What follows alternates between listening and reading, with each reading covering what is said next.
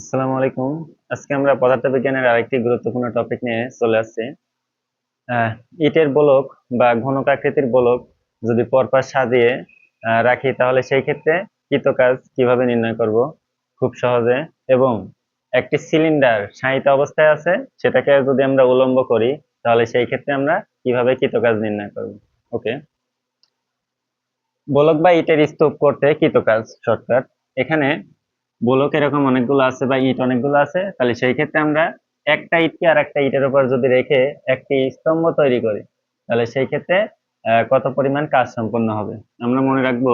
W is equal to M G N N minus one A by two.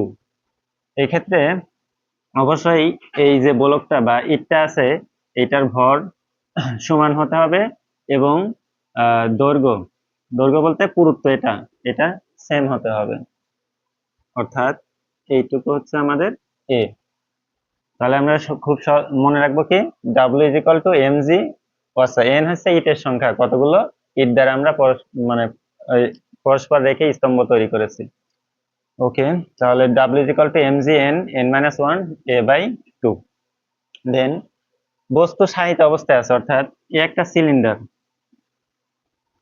Cylinder শায়িত অবস্থায় আছে, এটাকে যদি আমরা উলম্ব করি তাহলে সেই ক্ষেত্রে কি পরিমাণ কাজ সম্পন্ন হবে। ওকে, আমরা একটা সিলিন্ডার ছিল, এটা ধরে আমরা সম্পূর্ণ দৈর্ঘ্য এইচ, অর্থাৎ আমাদের এখানে সরণ কতটুকু হয়েছে সেই সরণটুকু আমাদের বের করতে হবে। সেটা হচ্ছে এটা আমাদের সিলিন্ডার। ওকে, তাহলে আমাদের সরণ হয়েছে এইটুকু। ওকে, আমাদের এই সিলিন্ডারের ব্যাস যদি হয় ডি, তাহলে আমরা এই যে এইটুকু অংশ লিখতে পারি ডি বাই টু। তাহলে আমাদের এইটুকু আসবে কত, ডি বাই টু। ওকে, আমাদের সম্পূর্ণ সিলিন্ডারের উচ্চতা এইচ, তাহলে আমরা এটা তো সিলিন্ডারের মধ্যবিন্দু, তাহলে এইটুকু লিখতে পারি কত, এইচ বাই টু। এবং আমার সরণ যেটুকু সেটুকু আছে এইচ প্রাইম। তাহলে আমাদের এইখান থেকে এইটুকু, এটার দূরত্ব কত, এইচ বাই টু, আর ব্যাস হচ্ছে ডি বাই টু। তাহলে আমাদের সরণ হবে কত, H prime is equal to, এটা যেহেতু বড় তাহলে H by two minus D by two.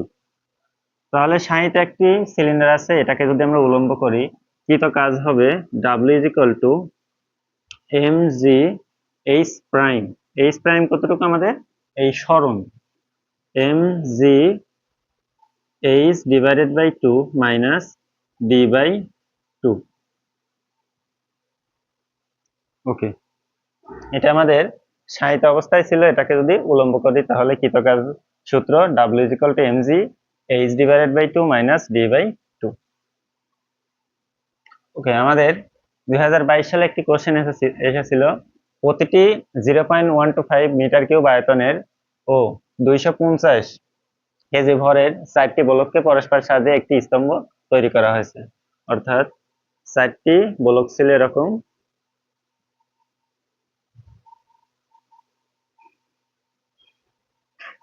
এখন স্তম্ভ যদি আমরা তৈরি করি। ওকে, ধরে আমাদের যে গোলকগুলো ছিল এটা ঘনকাকৃতির, তাহলে আমাদের যেহেতু আয়তন দেওয়া আছে তাহলে এ কিউব ইজ ইকুয়াল টু 0.125 125 0.5। ওকে, তাহলে যেহেতু গোলককে পরস্পর একটার উপর আরেকটা সাজিয়ে স্তম্ভ তৈরি করা হয়েছে, কৃতকাজের সূত্রে আমরা শর্টকাট কি করছি, এটা W is equal to M G N N minus one A by two.